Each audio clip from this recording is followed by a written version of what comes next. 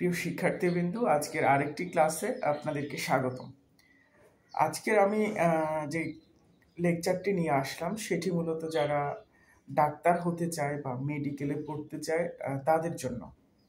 আর আমি হিউজ পরিমাণ মেডিকেলের শিক্ষার্থীদের সাথে, ঢাকা মেডিকেল কলেজের শিক্ষার্থীদের সাথে, চিটাগং মেডিকেল কলেজের শিক্ষার্থীদের অনেকের সাথে কথা বলে আমি একটি লেকচার রেডি করেছি, যেটি আমি 6টি ধাপে বিভক্ত করেছি, যা অনুসরণ করলে যারা মেডিকেলে ভবিষ্যতে পড়তে চায় তাদেরকে কিছুটা হলেও কাজে দেবে।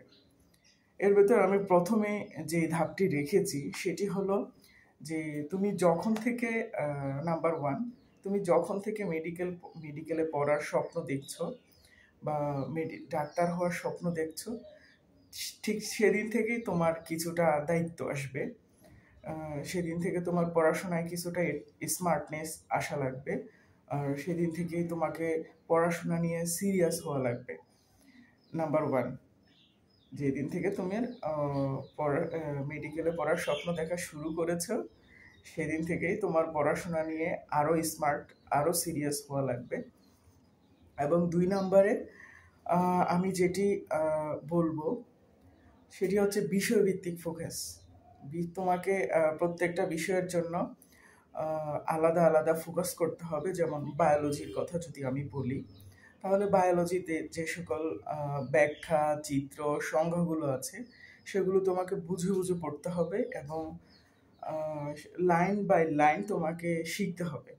বায়োলজি বোর্ড বইটা ভালো করে দেখতে হবে।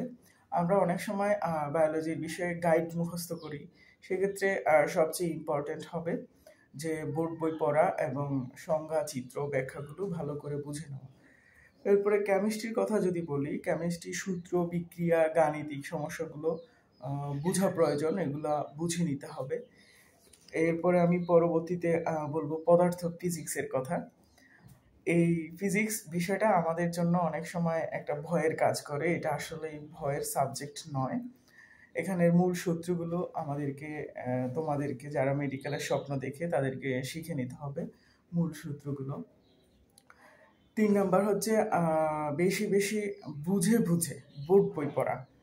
যে এনসিটিভি বুকটা আছে আমাদের, সেটা পড়তে হবে। আমরা অনেক সময় দেখি যে শিক্ষার্থীরা অ্যাভেলেবেল গাইড মুখস্থ করছে, গাইড থেকে কোনো প্রশ্ন আসে না। মেডিকেল হোক, পাবলিক হোক, কোথাও কোনো গাইড থেকে প্রশ্ন আসে না। সব জায়গায় হচ্ছে ন্যাশনাল কারিকুলাম টেক্সট বুকস যেটা আছে সেটা থেকেই প্রশ্ন করা হয়। সুতরাং তোমাদেরকে বই দেখতে হবে, বই লাইন বাই লাইন শিখতে হবে। বই পড়া হয়ে গেলে পাশাপাশি এক্সট্রা নলেজের জন্য তোমাকে গাইড দেখা যেতে পারে, সেটা হচ্ছে পরের বিষয়। আর অ্যাট ফার্স্ট আমাদের দেখতে হবে বোর্ড বইটা। 4 হচ্ছে একটা রুটিন বানাতে হবে, স্মার্ট একটা রুটিন বানাতে হবে, যেই টাইমটা তুমি দৈনিক যেই টাইমটা পড়তে পারবা এবং রুটিন অনুযায়ী কভার করতে পারবা। অনেকে আছে আমরা আবেগের বয়সে দেখা যায় যে 15 ঘন্টার একটা রুটিন করে ফেলি। তো আমাদের কলেজের কোচিং, প্রাইভেট মিলে 15 ঘন্টা চলে যায়। তো একটা দিন তো 30 ঘন্টার হয় না, যে 15 ঘন্টাও কিভাবে পড়বে, আরও তো অনেক কাজ আছে। সেক্ষেত্রে একটা স্মার্ট রুটিন বানানো লাগবে, যে এই টাইমটা প্রতিদিন পড়া যেতে পারে ওই টাইমের একটা রুটিন বানানো, স্মার্ট রুটিন, এবং সেই রুটিন অনুযায়ী দৈনিক পড়া, দৈনিক রুটিন অনুযায়ী চলা। 5 নম্বরে আমি যে বিষয়টা বলবো, রিভিশন, নোট ও প্রশ্ন ব্যাংক নিয়ে।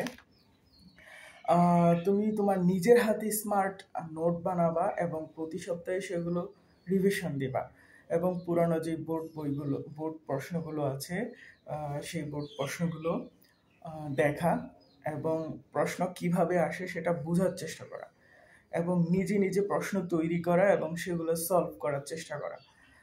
এবং 6 নম্বরে আমি যে বিষয়টি বলবো, তোমার ডাক্তার হওয়ার স্বপ্ন থাক, যে বিষয়ে স্বপ্ন থাক, সেই বিষয়ে আত্মবিশ্বাস, নিজের ভিতরে আত্মবিশ্বাস আনা, সিরিয়াস হওয়া এবং সেই অনুযায়ী মেনটেন করে চলা। একটা আত্মবিশ্বাসের বিষয় আছে যে আমি ডাক্তারি পড়বো, মেডিকেলে পড়বো, সেখানে আমাকে এই অনুযায়ী কষ্ট করতে হবে, আমি এই অনুযায়ী কষ্ট করে যাব এবং আমার স্বপ্নটা আমি বাস্তবায়ন করব এবং আমি নিয়মিত পড়াশোনা করব।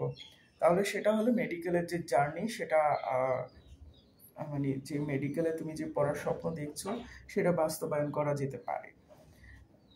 তো আমার আজকের ভিডিওটি এ পর্যন্তই।